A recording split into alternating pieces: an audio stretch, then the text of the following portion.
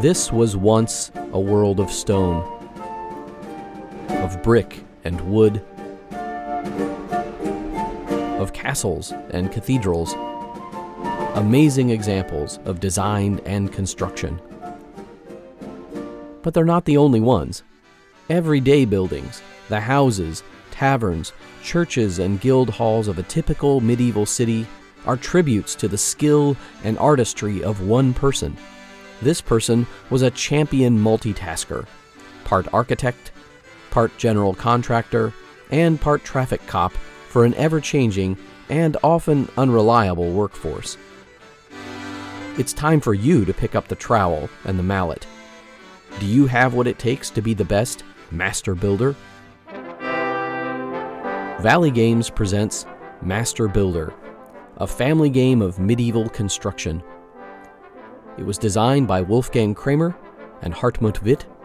It's for 2 to 4 players, ages 10 and up, and it plays in about an hour. Each player in the game becomes a master builder, trying to finish as many construction contracts as he or she can in 6 turns. Most money wins the game. Now, these buildings aren't imaginary, and they aren't printed on a typical game board. They're 3-dimensional models you'll put together while you play. So over the course of the game, you'll go from an empty table to a complete medieval city built from the ground up.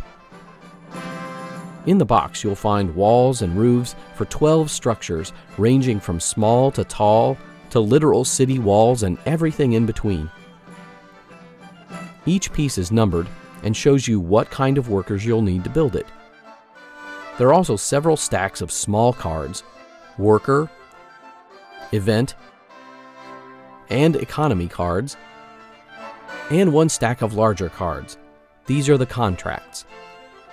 You'll bid on these contracts and then try to assemble the right number and type of workers to complete construction. There's also a small game board to keep track of your workers' wages with a colored counter for each player and a bank of paper money. Now, of course, what's a building game without tools? The trowel marks the current game phase. The first player keeps the mallet and will pass it on as the game continues.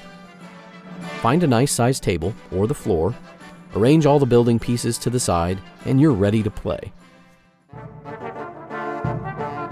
Each turn in Master Builder has 5 steps. Hire and fire workers, bid on contracts, events, build, and finally, income and paying workers. Not all medieval workers are created equal in this game, so you have some important choices to make in step 1 as you assemble your team. There are 4 distinct types of workers arranged by skill level and color-coded. Let's meet them. This is Pitt Prattle, an apprentice. Not the brightest tool in the shed, but he is the cheapest to hire. Next, we have Bert Chatterlong, the tradesman, more experienced than the apprentice, but also more expensive. Moving up the chain of command, we have the foreman, Carl Careless. Don't let his name fool you. And last, but certainly not least, we have Tim Tyrant, the master craftsman. You'll see him in action when it comes time to build. You may have noticed these letters listed along the side of each worker. Each one has a different combination. Some have more, some have less. These are their personality quirks. There are 5 in total, so this means a worker can be weak, deceitful, hot-headed,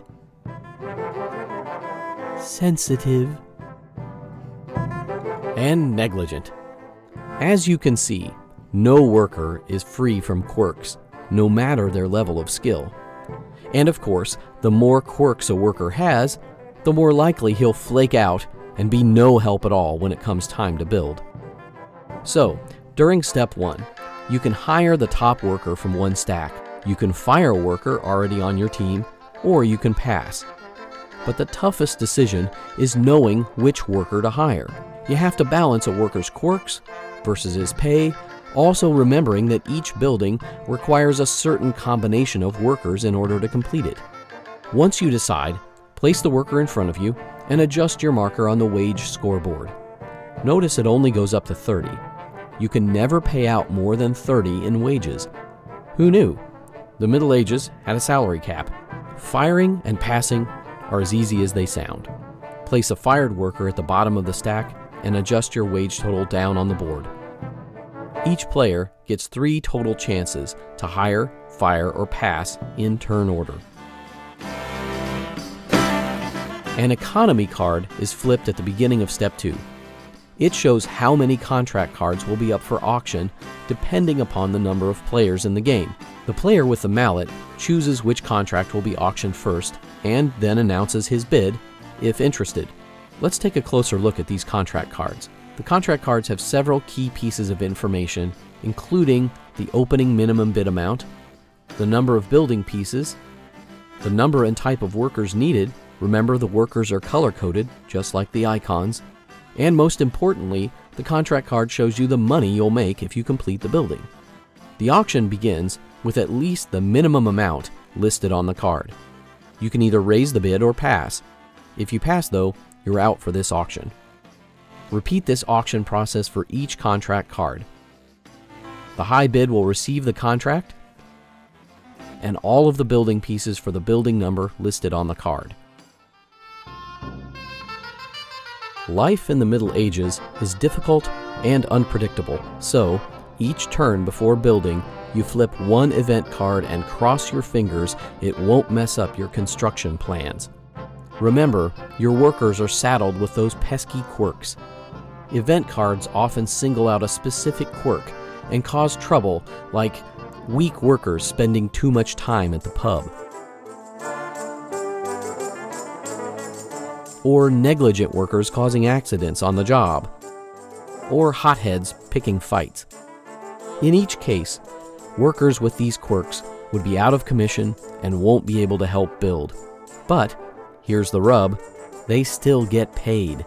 No one said being a master builder was fair or easy. Other event cards can affect specific skilled workers who may quit altogether and walk off the job. Still others, like the epidemic, may infect significant portions of your entire team.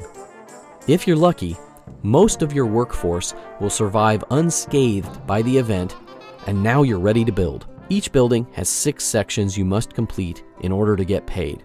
To build, you will assign your workers to a specific building piece. Each worker can have only one job, so once you put him to work, you can't use him on another project until your next turn. Simply assign workers that match the colored icons on the piece, and presto, you can build that piece. In order to build, though, these structures must be able to stand up on the table. If the pieces you build cannot stand on their own, you can't build them. And naturally, you can't begin work on the roof of a building until you have all the walls done. Now, not everything will go as smoothly as our first example. Here's the other half of the tavern walls. At first glance, we don't seem to have the right mix to complete anything. No matches, but here's where those skilled workers come in handy. The more skilled a worker, the more places he can fill in. A master craftsman can step in and perform the duties of any worker in the game. If needed, he can be a foreman, a tradesman, or even an apprentice. Likewise, a foreman can fill in for those less skilled. He can be a tradesman or an apprentice. And that means our friend the tradesman can also be an apprentice if called upon. So, returning to our predicament, one apprentice and a tradesman can build the first wall, since the tradesman can do the work of the other apprentice needed. The same with the second wall. The master craftsman can serve as the foreman, and again, the tradesman can step in as an apprentice. The challenge in Step 4 is how best to use the workers you have available. A good master builder will figure out how to use the least number of cards to build the most building pieces each turn.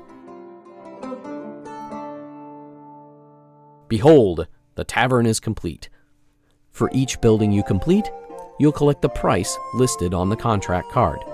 Now, you may not make money every turn, but your workers need to be paid every turn, even if they didn't work at all. Look at the total tally of your workers' wages on the small scoreboard and pay them accordingly. It's entirely possible, as the game progresses, that you'll run short on cash and not be able to cover your costs. Not to worry though, you can always take out a loan. This money can help with your wages, and it may give you more leverage when the next set of contracts comes up. Master Builder lasts 6 turns, and over this time, the city will take shape. You'll repeat the 5 basic steps: hiring and firing workers, bidding on contracts, surviving events, building, and then finally paying and being paid. The player who amasses the largest fortune wins the game. Beyond the obvious visual appeal of a miniature medieval city taking shape on your table each time you play, Master Builder offers an interesting mix of strategy and chance, with a good dose of humor added for good measure. The story of how you assemble your team of workers and their quirks shapes the story of the city you help to build. Best of all, this story will change every time you play, from the number of buildings you finish to the events that keep some workers in bed and others banging on the roof. It may not be made of stone or brick or wood, but Master Builder is a game built to last. You'll find hours of enjoyment seeking fortune, fame, and a lasting legacy in the streets of a small cardboard city.